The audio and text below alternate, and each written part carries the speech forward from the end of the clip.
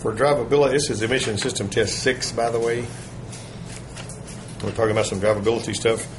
Drivability, it's amazing to me how drivability is spelled in your shop manuals and stuff. D-R-I-V-E-A-B-L-T. And the correct spelling actually doesn't have that E in it, so I don't know. It's important to check vacuum lines for drivability concerns. The underhood sticker will show the proper vacuum hose routing. Is that true or is that false? Actually, it's supposed to. The VECI decal, the vehicle emission control information decal is going to tell you if it's California emissions, if it's an altitude vehicle, what the spark plug gap is, what the timing set's on, if you can set the timing. It also has a schematic for your lines. And back in the late 80s, when the last carburetors came out on some of the pickup trucks in like 87, the vacuum lines on those things looked like an absolute nightmare. And what they would do is some of the guys that they'd have down there doing engine work would pop an engine in it, but they wouldn't want to fool with the vacuum lines, and so they would throw the engine in it, and then they would give it to me over in drivability to straighten the vacuum lines out. And if it took me 3 hours to fix the vacuum lines that they had fouled up, they would subtract 3 hours from their flag and give it to me. That's stupid. And those guys would be happy with that because they hated the vacuum. They just hated the vacuum lines. They don't want to fool with it. Well, in those days they were really tough, but I would just follow They those. had more vacuum lines than a rotary motor? They were horrible. Yeah, there was so many. I could probably show you a schematic if I pulled it up on all data. But, it was just, you see that thing on the board right there? It would look almost like that. For vacuum route? Mm-hmm. Holy crap. Well, some of them Hondas, them late 80s Honda cars, have got just tons of, 40 feet of vacuum.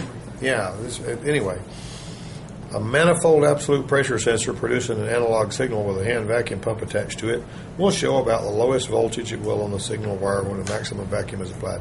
That is a stupidly written question that I have never liked, and I'm just going to tell you that it's true.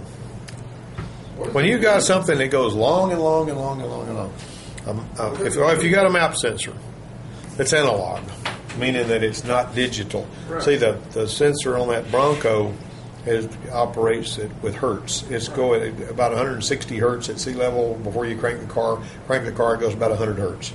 That's how that works.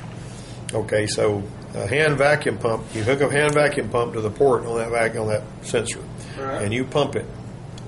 All right, it'll show. Let's say you got your wires still plugged in from your fuel injection system, and it will say it'll show about the lowest voltage it will on the signal wire when maximum vacuum is applied.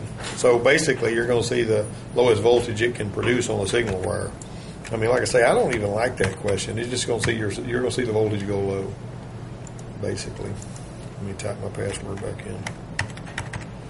And all right, now let me go back over here. Early throttle position sensors were not adjustable, but newer applications allow the TPS to be adjusted. That's totally backwards, because on the early ones you could adjust them. The old Ford E3 system had 9 volts reference voltage, and 9 volts? Yeah, reference voltage was 9 volts. The orange wire that goes to the speed and position sensors on Chrysler products is at 9 volts feeding it, but that's a Hall effect sensor. Okay, the Hall effect sensor in the distributor, like I showed you on that little board the other day for the Ford, got 12 volts going to it. 12 volts coming in, it's got a ground, and it's got a wire that switches coming out. That's. Huh? Which ones? Oh, the Chryslers. Yeah, they do. Some of them have distributors, but in the distributors there's nothing but a cam sensor. But they do have a distributor. And then they did away with the distributor and put a coil rail like my yellow Jeep's got on it. But they still had something like a distributor down there that was whirling the cam sensor. And it has to be adjusted properly in order for the thing to run right. That's what I was talking about the other day. The oxygen sensor may become contaminated from room temperature vulcanizing sealant. RTV, that's the black stuff that or pink or whatever color stuff you're using for gas. That's what that stood for. Yeah, room temperature vulcanizing. What's vulcanizing? Vulcanizing is whenever the rubber gets hard and tough. You know what the natural color of rubber is? White. Really? Rubber's white. It's not. And you know why they had them big gangster white walls on cars back in the gangster years? the tires, if you just made them out of virgin rubber, were white. The whole tire was white, but they didn't last long.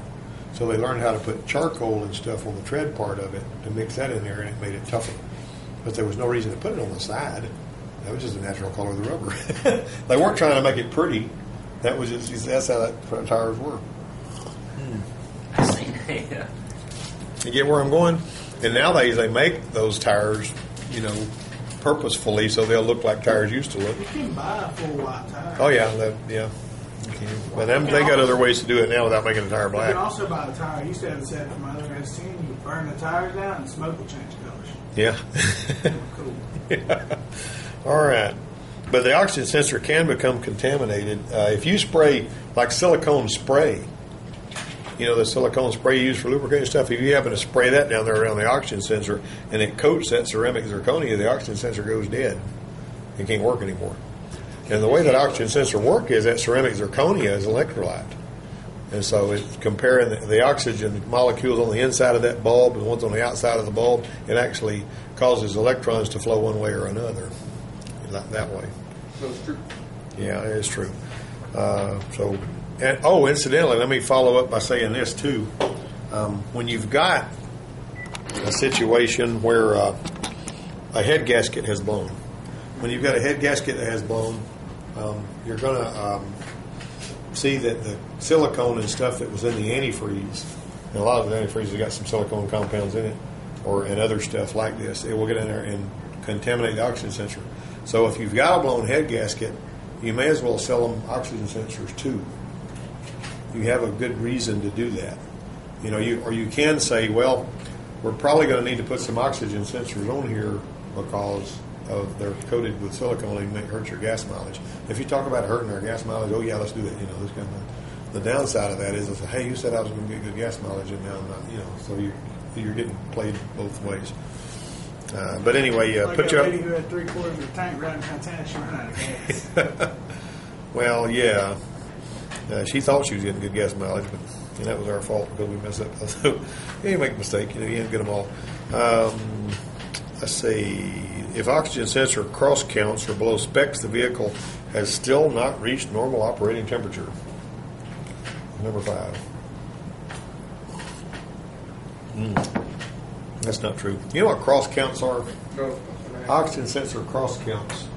Yeah, it's like a number on one. It's up to 128. Yeah, you're thinking about. Yeah, you kind of got the right idea, but this is the old accepted oxygen sensor, waveform range, or of the old, not the air fuel sensors. Those read a different way. Or on this one here, what you got is you got how many times it goes across the center in a given amount of time. Yeah, it's either rich or lean. If it's rich and lean, but how many times does it change? And how tight is this? Okay. If it's going back and forth a lot, that's good. Now, Oh, if it is it's good. lazy and sluggish and doing this nonsense right here, that's bad. That's a lot many cross. Why is it bad? Because you don't want it. You want it to be able to. That means that sensor's sluggish and it's actually not reacting as fast as it needs to in order for it to do a good job. Okay. It needs to be switching back and forth real quick. All right. Let's see. But that is basically false. It doesn't mean that it hadn't reached operating temperature. Because whenever it fires up, that heater in that oxygen sensor, that the 2 wires that are the same color I'm always talking about, that heater in that oxygen sensor brings that thing up to 600 degrees real fast. Something else, if you've got a car on the lift that's not running, and it hasn't been running, and for some reason you forget and leave the key on, and you're under there working, you can burn yourself on that oxygen sensor because it gets hot. My wideband that I got in my drift car, Yeah. you had to turn the key on for 20 seconds before you start it up. Let it fire up. Well, Let it heat up. Yeah, heat up so it'll start. It's got to get to like 12 or 1300. Yeah, those are 1400 degree sensors. Yeah, they're really hot. Wideband. Yeah, that's actually the wideband sensor. Incidentally, on the wideband sensor, if you actually oscilloscoped it, you're still going to see something that looks like this. But basically, the actual voltage, it's switching within a 1 volt pattern, but it's running up in the middle.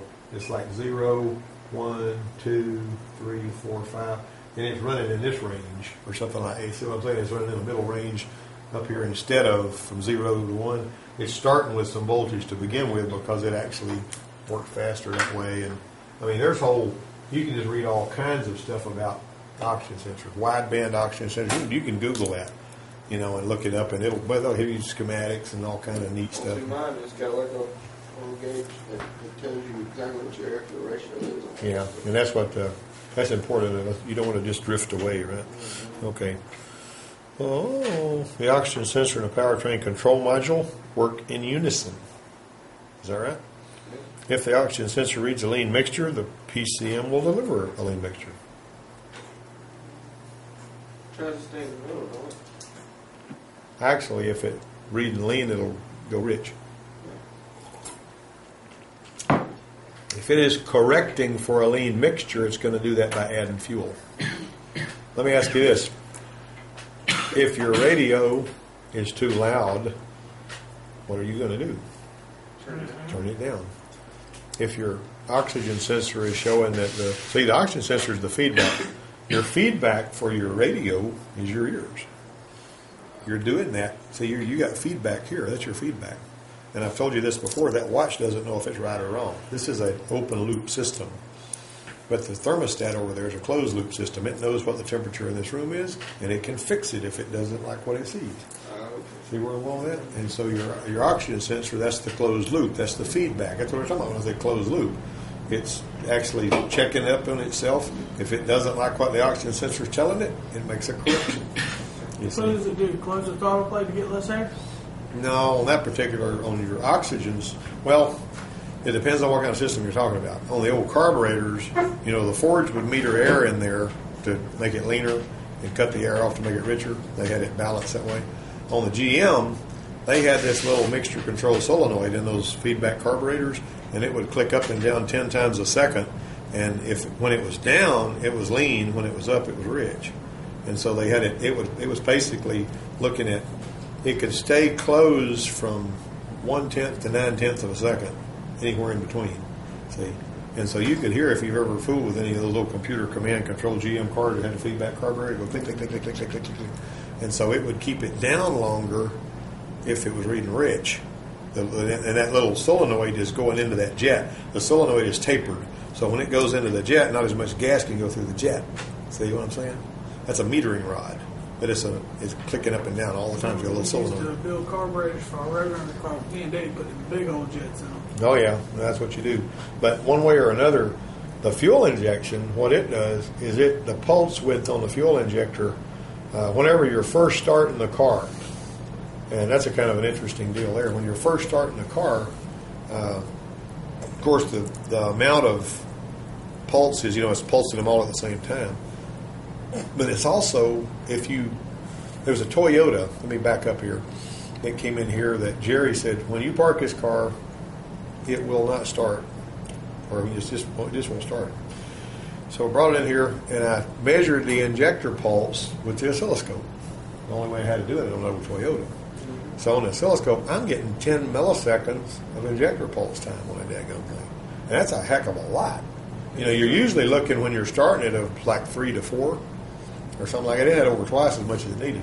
The reason for that was the engine coolant temperature sensor was bad. It was opening up, and it was sending enough fuel in there so that if it was 40 below zero, the car would have started just fine. But because it was, balmy temperature like this, that was too much fuel. Now here's another thing, and I have to say this so I don't forget it. There was a guy, and this is important because it's going to do you some good one day. Listen to what I'm telling you. This guy comes on, he's got this 87 Thunderbird, and he says, this thing doesn't start the way it used to. And I said, what do you mean? He said, I have to spin it over too long to start. And I said, well, let's hear what you're talking about. He said, it'll do it right now. So we went out and finally fired up. Well, that's a pretty long start time. Of course, the first thing I want to do, if it's hot, I'm going to check the fuel pressure and say, whenever it pressures it up, it ought to hold the fuel pressure. It ought not to drop off. But it's got to have good solid pressure in there, right? Yep. Okay, so it pressures it up. And it had a little bit of drop, but not that much. I mean, it's just not computing. But what I found on that thing was I don't even remember why I did this, but it seems like, how did I do that? When you start it up, and this has been what I've adopted since, and you fire that thing up, you try to start it, all right, then you switch it off, and you pull the plugs out, and 3 of them were really wet, and the rest of them were kind of sooty.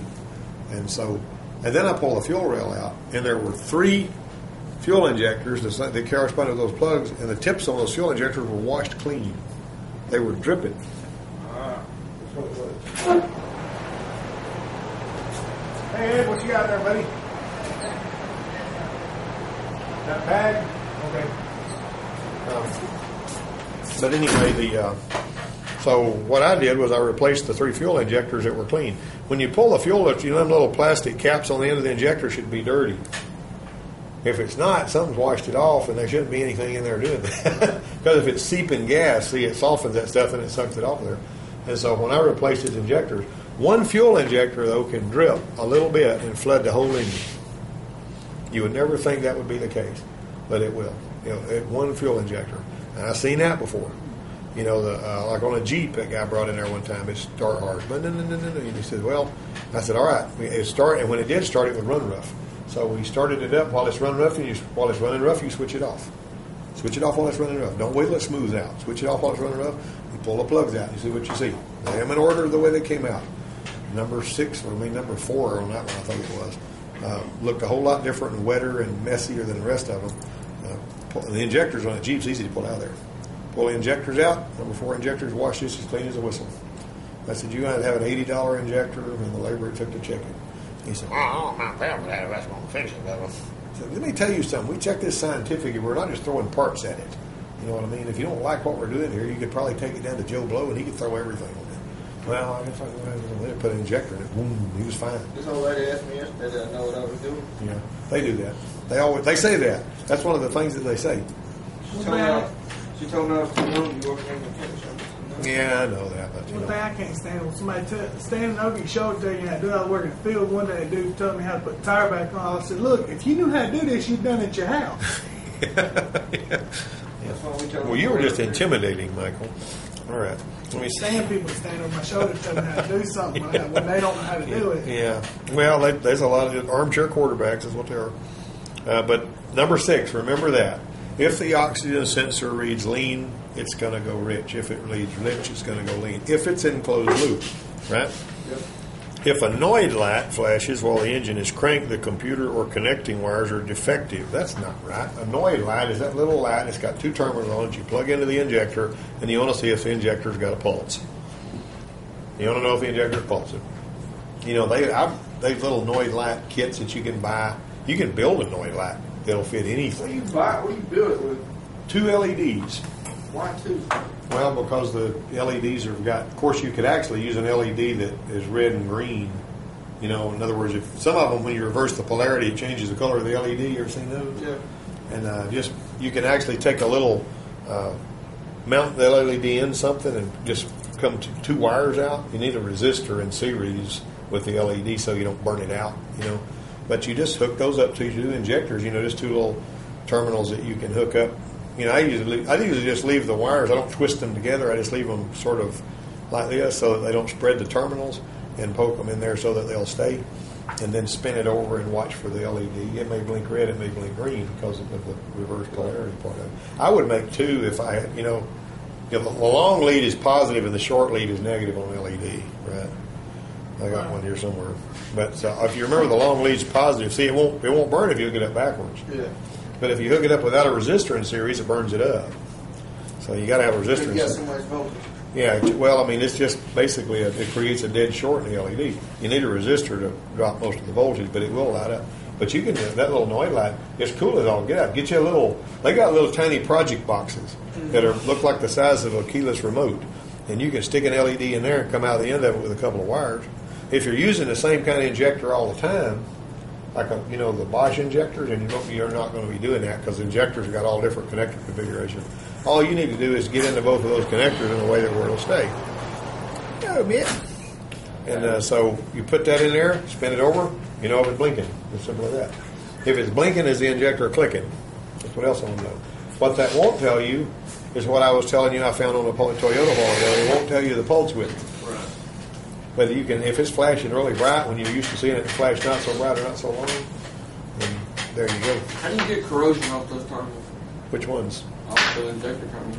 I usually use, they got electrical contact cleaner that you can use. It looks like it's made by CRC. And you basically are going to have to get down there physically with something like your little, if it's a flat terminal or a round terminal. Flat. No, it's round, like square. Yeah, the little square terminals. Where the blades stick Yeah, up. there's an outside chance if it's bad enough you may have to replace that connector shell. And they make, they're kind of expensive, but you just don't have a choice. Something else on the electronic diesels, the terminals that feed the injectors that are under the valve cover on those power strokes, those things will get cruddy. And they'll cause all kinds of drivability problems. When you unplug them and look at a connector and you got corrosion, the best way to do it is replace the connector with a new. As far as cleaning them, they're so tiny. Sometimes if you can't wash them out of there with some electrical contact cleaner, you're not going to make it anyway. I kind of like to put a little dab of dielectric grease in there. They make some stuff called Stabilant 22. That's real. It's real unusual stuff. You can buy it from Amazon.com, but a little tube of it's $38 or something. But when you just put a tiny little bit of it on the terminal, and it makes the current flow better. You know what I'm saying? I mean, when you put it on there, for some reason or another, when current starts to flow, it bonds those two. It'll be from 10 to 100 times better connection with that stuff on there than it will without it. I got a sample of it that Craig Van Battenberg gave me when I was at Hybrid School. Okay, let me jump on to this next question here. The annoyed light flashes while the engine cranked, then you don't have a bad computer on that wire, or you don't have. If the light's on all the time, you're probably going to have an injector that's squirting all the time. If the light don't flash at all, one of your two wires is broken. You got to figure out which one it is. Yep. Most of them will have power coming to the injector, and they'll flash the ground wire. On the old Jeep Cherokees, 87 to 90, they had it hardwired to ground, and they flashed the positive. That was weird, but that's the way they did it. Those things were weird anyway. The ECU triggers the ground. Yeah, most of them, the ECU is what switches the ground. Now, I will tell you that transmission solenoids on some of the cars, particularly those Japanese transmissions, their solenoids are hardwired to ground, and the engine controller sends positive juice to control them. And on the Sean, you remember the air springs that we were checking on that Lincoln? That little computer sends positive current to those air spring. These little air spring solenoids here that go them. That's like a fuel injector, don't it? But it's an air spring solenoid, and it's hardwired to the ground, and it gets a positive jolt. All right. Fuel injectors found to be restricted during a flow test must be replaced. Not necessarily include. You can clean them, if they'll clean True. up. False, right? That's false. A rich air fuel mixture will often cause high oxides of nitrogen to occur in the vehicle emissions. Well, a minute now. Think about that. No, that's false. What is remember what oxides of nitrogen? Why does it happen? What triggers those nitrogen molecules to bond with the oxygen molecules in the combustion chamber? Because it's so hot. Exactly. So if it's rich, it's cool. Rich is cool, lean is hot. Got it? So you're basically going the other way. As a matter of fact, the way that the old Jeep that I was just talking about, the 87 and 90 with the titanium oxygen sensors, it actually used the temperature of the exhaust to determine whether it was rich or lean. Because a rich exhaust is cool and a lean exhaust is hot. All right. That's pretty cool. Yeah. Mass airflow systems use a mass airflow sensor to determine the temperature and mass of air entering the engine. Well, okay. Because see, you don't really, in most cases, if you got mass airflow, well, I say that some like that Ranger out there's got mass airflow, but it's still got an intake air temperature sensor. But a mass airflow sensor, and a lot of you guys might not know this, and I don't ever see anybody but me do this before. I take a mass airflow sensor, and if I've got a connector that will plug into that mass airflow sensor, let's say the mass airflow sensor is not reading what it's supposed to. You know what it usually reads in the way of, well, the ones like on that Ford out there, the voltage is going to read somewhere between like 0.8 of a volt to about 4.6. At 4.6 wide open throttle, and then in idling, you're going to be about 0.8 of a volt. Now, a mass airflow sensor, if you're talking voltage instead of grams per second or whatever, can read just a tiny little bit less than what's true, and it'll bring the fuel trims completely out of balance. Really? Yeah. I mean, I'm telling you, I had for a long time when that Ranger was running just like it was supposed to, I would have an issue where I could put a different mass airflow sensor I had on there, and it would read 0.78 instead of 0.81, and the fuel trims would go to 25%.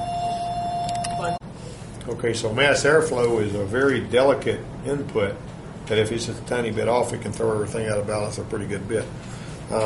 Anyway, something else mass airflow would do, like I say, I've said this before, if you got a mass airflow sensor that cannot read over about 2.5 volts, it'll stop giving it gas when you get to that throttle angle. You may have one that runs perfect up to about half throttle, but if you go deeper into it, it starts cutting up. It won't run. And then you unplug the mass airflow sensor, and it just throws you back in the seat, you know. I mean, and we've run into that on an Aztec, Pontiac Aztec in here. You could look at it and tell that when he hit about 2.5 volts, that's all it was going to do. And they go bad that way. I've seen more than one mass airflow sensor get to where that's what's known as an in-range failure.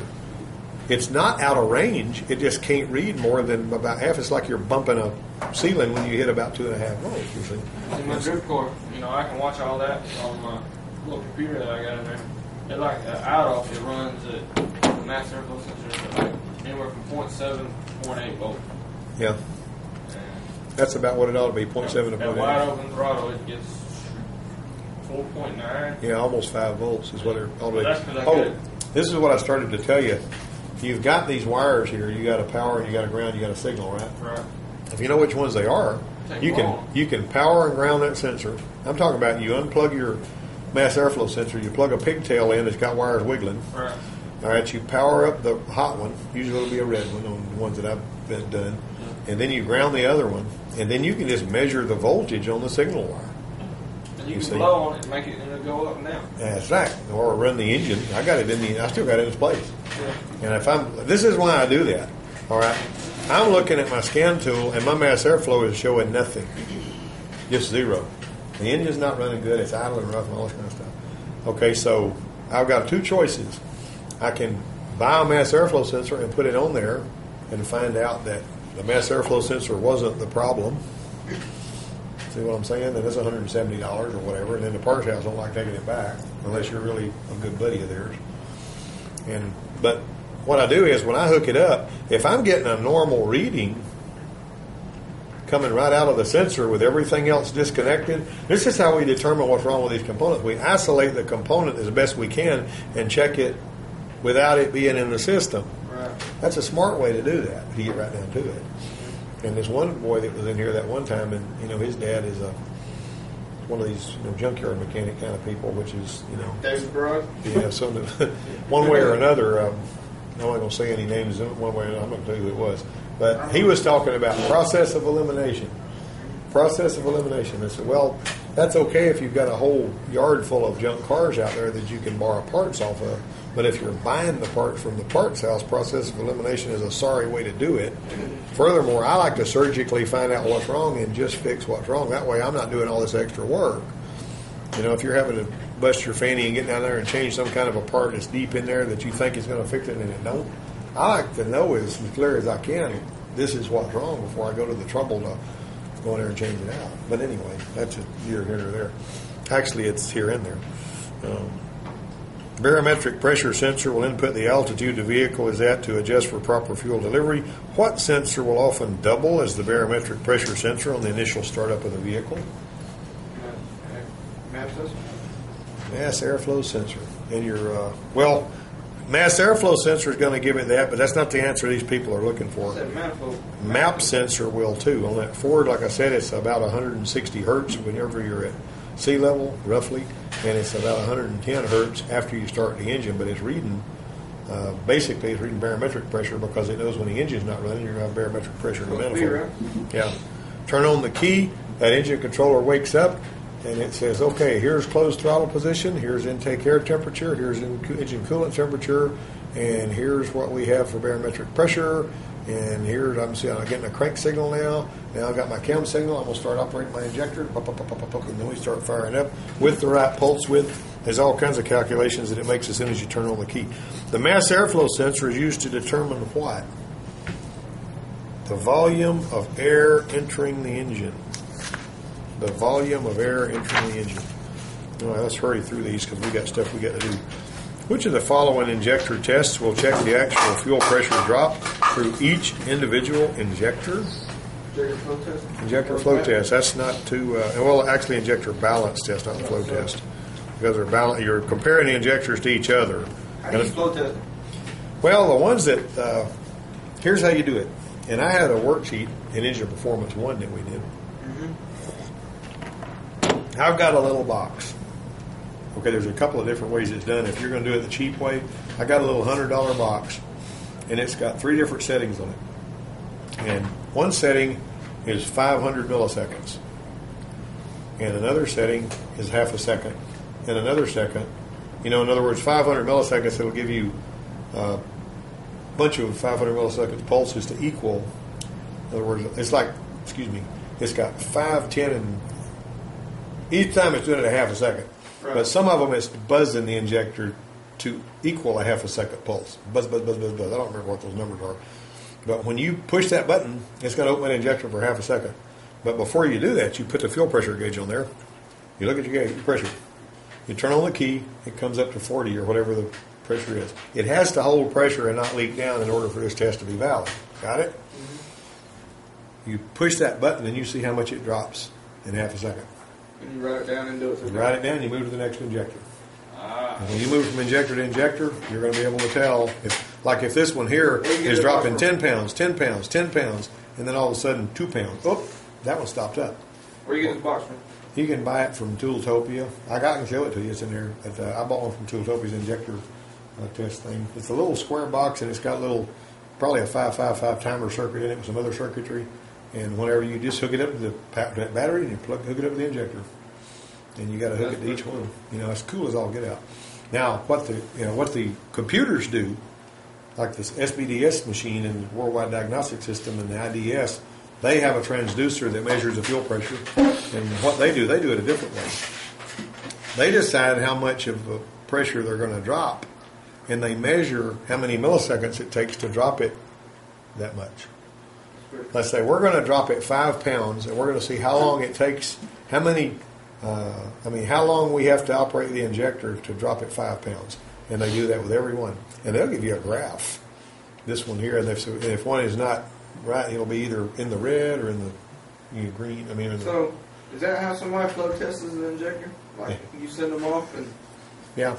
Well, there's other ways you can do it. I flow tested injectors. We had an injector cleaning machine one time, and it had, you see this little graduated tube with this ball that floats in it on our smoke machine?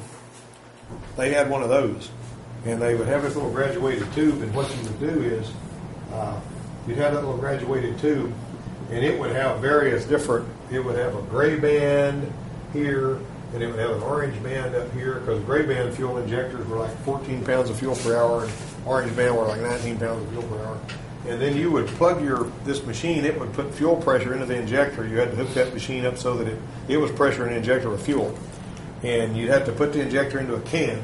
And then whenever you told it you're going to test the injector, it would actually operate it with a fixed pulse width that was for that purpose.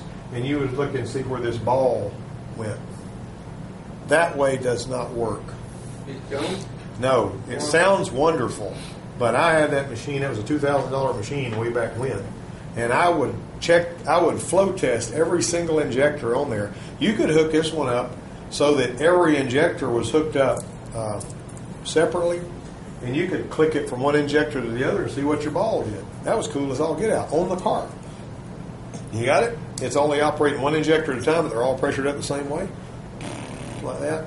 And I said, that really is not good, because I would flow test them, and they would flow test crummy, and then I would clean them, and they would flow test, still crummy, but the engine would run better. It was just there was all kinds of issues I had with that way of doing it. Now there may be some more accurate stuff that they've got out there than what I was doing there, but that machine was designed to do that by Ford or by somebody, Hickok or somebody that worked with it for Ford. It just didn't work. And this is a problem I had with that. And y'all stay with me here, okay? The reason that I didn't like any test like that is if I can't trust it every time, it's a waste of my time. That's true. That's just totally a waste of my time if I can't trust it every time. And I've actually seen it cause problems where that thing, the shop foreman thought we could trust it. I didn't tell him we couldn't. That was my fault. And because of that anomaly, we wound up putting an engine in a truck that didn't need an engine. It would belong to the used car department. You know, they didn't care. They just marked it up and sold it for more money because it had a new motor in it. But one way or another, he got mad at me about it. But, I mean, I told him, if you'd have sent it over here, let me clean the injectors instead of trying to flow test the darn thing. See what I mean? We had a shouting match about that. But I said, I don't trust that. I said, it never has told me the truth, and I'm not going to use that. And he said, well, I thought it was telling the truth. I didn't tell him it wasn't. That was my fault. Never, one way or another, it was a disaster area. Which of the following injector tests, that's the injector balance test, fuel injection systems of the 1980s injected above the throttle plate and were called what? TBI, throttle body injection. Now, on the Chevrolet pickup trucks and the ones that they use that had TBI, they would typically run 12 pounds of pressure. On one of those kind of trucks, if the fuel filter is stopped up, it feels very strange. It feels like the catalytic converter is clogged. What does it really feel like when the fuel filter is clogged? What? On any vehicle, usually, what does it feel like when the fuel filter is clogged? Yeah, you're really getting in it going around a truck up a hill. It hunkers down, right? Some people will say, well, my car wouldn't start, so I changed the fuel filter. Well, that's hogwash. You know, it's going to start usually if even if the fuel filter is almost completely clogged, it's going to start. Now, it may not have any power, but the fuel filter is not going to keep it from starting unless it's just. I mean, if you got that much of a problem, that one's going to be stopped up too. But what the deal is, if you get on it, like on a carburetor, you get on it, it quits. You know, like, but if you're driving slower, it don't. On that, what you're talking about, this one here though, feels like somebody stuck a tater in the exhaust pipe. Them TBIs. So don't condemn the catalyst on one of these TBI vehicles if it feels like somebody put a potato in the exhaust. Check the fuel filter first, because it's a lot easier to put a fuel filter on than it is a damn catalytic converter. Especially when you find out the cat wasn't what's wrong with it. Very expensive too. Yeah, they are. And you can pull that fuel filter off. Get you one of these Hardee's cups or whatever that's the big plastic supersized cup, because it can handle the gasoline. Do not try to put gasoline in a styrofoam cup, because it'll hit the floor about the time it hits the styrofoam. It just melts it right away. But put it in an old plastic cup. I like to blow backwards through that fuel filter into that cup and see what comes out of it. Just for my own. I just kind of enjoy doing that. You also get a chance to see how restricted it is. And if pickup trucks, Ford actually changed their fuel filter intervals on their Ford pickups to 15,000 miles. Used to be 30. The computer mode will be triggered by seeing the accelerator pedal released. It may turn off the injectors momentarily. This computer mode will be triggered by seeing the accelerator pedal released, and it may turn off the injectors momentarily. Remember how I told you that was typed? Deceleration. Turns off the injectors when you let off the gas. Now this is how they write that. Can you remember? Can you remember this if I say it?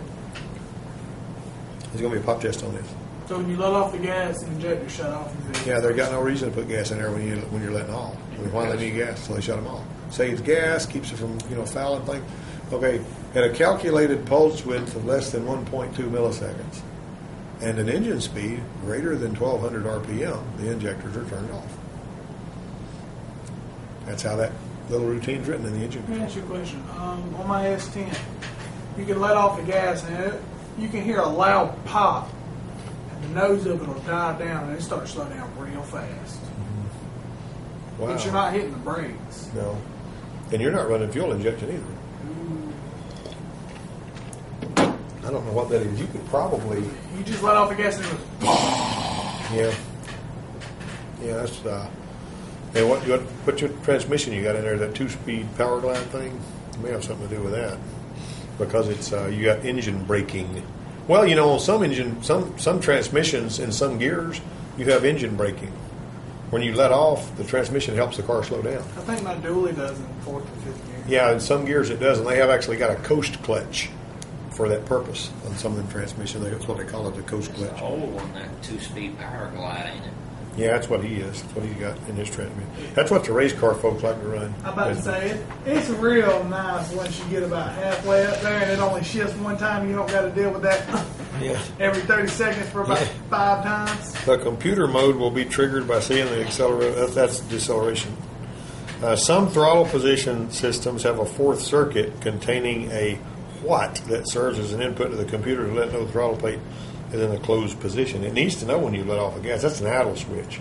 Got it? Can you write idle switch? Number 17, the injector sound test uses a stethoscope to listen for rhythmic clicking from each injector on the vehicle when idling. You've seen me do that. And I've also got this little fancy little orange pistol grip tool that you tap it, and when you stick it, it flashes the light every time it hears a noise. That's handy. Because that way, it's a little easier sometimes to do that and just look than it is to pull your head forward and go down in there with that. But I've listened to injectors with a long screwdriver before. I've actually felt of them. When I went to Ford, I went to one Friday, I went to set in on the last day of a Ford school in Tallahassee where they were doing engine, drivability diagnosis. And I just was basically down there just sitting in the class, I wasn't really getting any credit for it. And Dave says, do you want to test out on one of these vehicles? Because I took a written test and I passed that. And he goes, well, I guess I can. I don't want to get in anybody's way. These other guys seem like they're really struggling with it, and I know they all got to go back home. He said, well, that Ranger over there ain't got nobody working on it. You can go check in. I said, well, I guess I can do that. So he threw me the worksheet, and I went over, and he already had the diagnostic machine hooked up to it. And so I fired it up, and it was skipping. And he had his little bug box, right? And the bug box would do cool things. It would be hooked up kind of like our breakout box is. And that bug box would cause problems to come and go over time. I've got some boxes I built like that in here, but I never have used them because I hadn't anybody advanced enough to, deal with a come and go problem, right, lately. But one way or another, this thing would come and go. And ever so often it would skip. And so I looked over here at the power balance, and I saw that when it skipped, it was dropping cylinder number 2, which is the second one back on the passenger side. And on that Ranger, Dropping one injector. Yeah, and I had to determine that. And I reached over here and I just grabbed a hold of the injector like that, and I felt of it, and it would come and go, And so I said, okay. See, I didn't have any stress on me because it didn't matter if I passed or failed this. It wasn't like the dealership paid me to go, because I was teaching here at the college. I just went down there to see Dave and sit in on one of his classes. And so I felt of that injector, and I wrote intermittent connection between injector number 2 and the engine controller. Because that's what his bug box was set up to do. And I turned it in. It didn't take 90 seconds to figure out what's wrong with it. These other guys were sweating bullets because the pressure was on. And they were scared they were going to crash and burn. Well, that's what you need to do when you're going into a test. Just relax. See what I'm saying? When you're going into a test situation where there's other guys doing a test, and I've actually had one done this power stroke thing. There's a thing in these power stroke diesels called a buzz test, where whenever you tell the computer, it buzzes each one of the injectors. At first, it buzzes them all. And these injectors are big old Hoss things, that's got they're hydraulically actuated. And then it'll buzz each one of them in order 1 through 8. And if one of them doesn't sound right, that's one that you need to look into.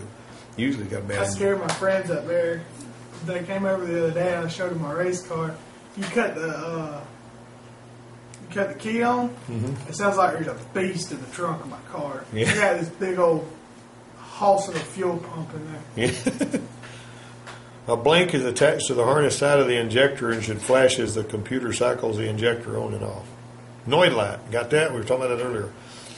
Now you can actually use a test light, one of them high impedance test lights, to check that too. You don't have to have a Noid light necessarily. You just got to be careful when you're probing those terminals. You don't cram it in there and spread the terminal.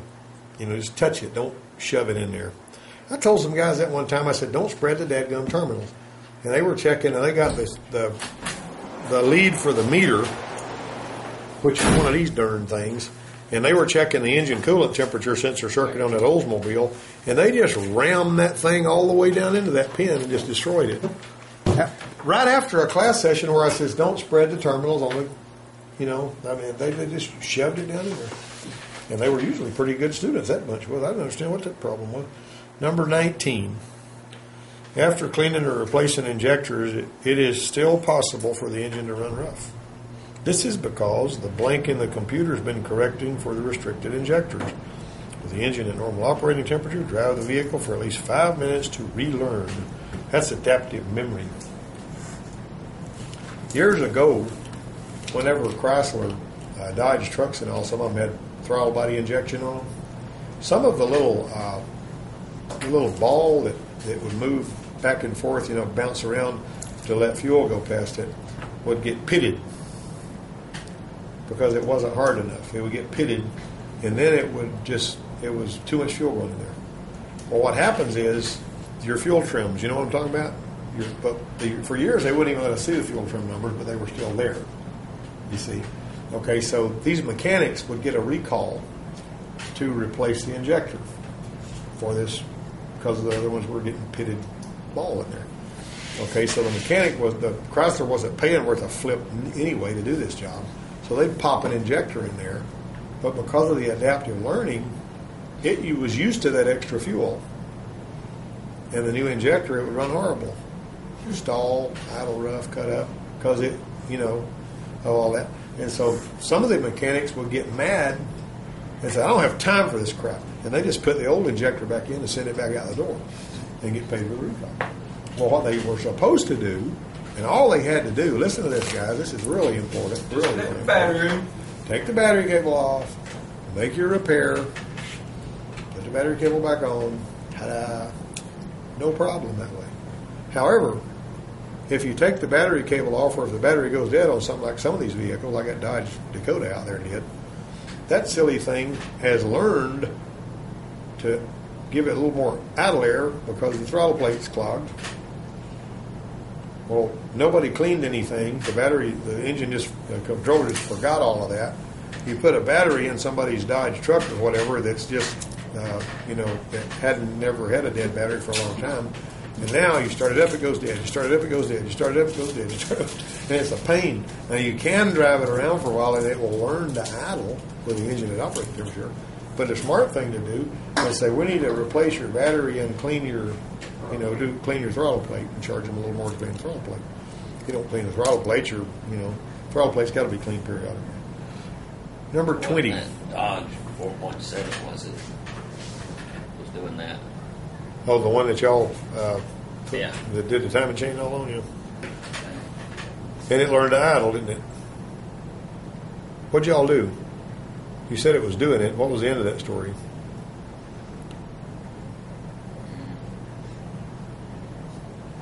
It must have learned to idle because you don't remember doing anything to fix it. Many scan testers store the sensor voltage readings into their memory-owned conditions when a problem occurs. Actually, that is, it's called snapshots. The engine controller itself stores a snapshot, too, called freeze frame data. We talked about that. What the heck is these freeze frames? Huh? What? Snapshots. Yeah, snapshot's the name of number 20.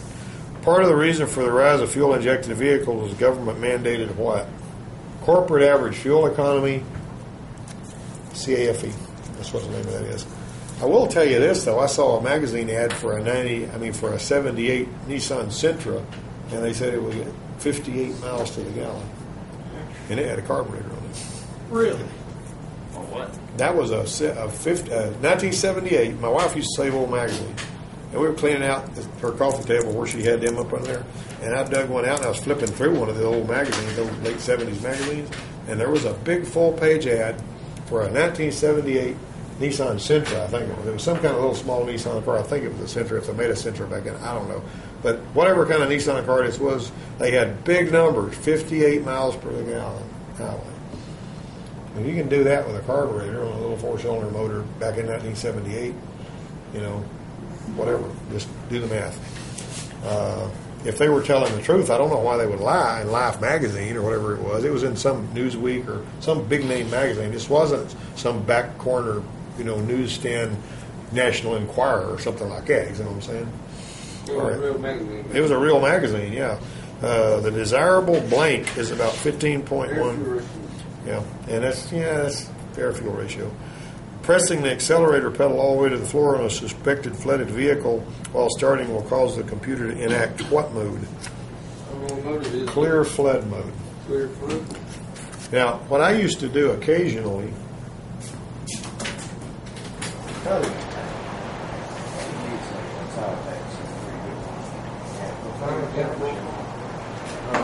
All right, just a minute. Let me send somebody to get you. I don't like people fooling around with my tire patches. Grab him a tire patch. I don't want him fooling with my tire patches. If they get real free and easy with that, they just come and carry all of our stuff off. That guy from down at Diesel, clear flood mode. And what I showed my nephew, and I think I may have showed you guys that too. What is it? That says if you be really, you got to be careful because sometimes fuel will be puddled up. When you push a pedal to the floor, it may suck up some of the fuel that's puddled up in the intake start anyway. Yeah. But whenever, if the intake happens to be dry enough, you can push the gas pedal all the way to the floor, and that car will not start. Okay, you're over at the burger barn with your girlfriend. She don't know about no cars. You're sitting here. You want to impress the girl, right? Oh, you sit here. You say, "Oh, I don't have time to head on out. I'll take you back home." Push your foot like that. No. She goes, "Oh no, what is this?" I said, "Well, let me see what I can do about this." And you pop the hood and you pedal around under there. You don't need to be doing anything. You come back in there. Yeah, I took care of it. They're really impressed with that because you fix something, I mean, it's funny how that works, and some of the times that really, a lot of times these gals get really impressed with the guy and fix something. No, what you do, this is how you fix girls as a mechanic. So you find a girl out here, you go out there and you pop their hood real quick and just unplug a bunch of stuff and know what you did. Yeah. They'll be like, "Oh no, my car can't start." And they'll just stand there, "Hey, can someone help me?" "Hey, I can." Walk out there and fix it. Well, the way I was talking about doesn't really hurt anything. If you tamper with it, like you say, tamper with my car. We don't know what his motive was. We're going to lock him up, All right, number 24.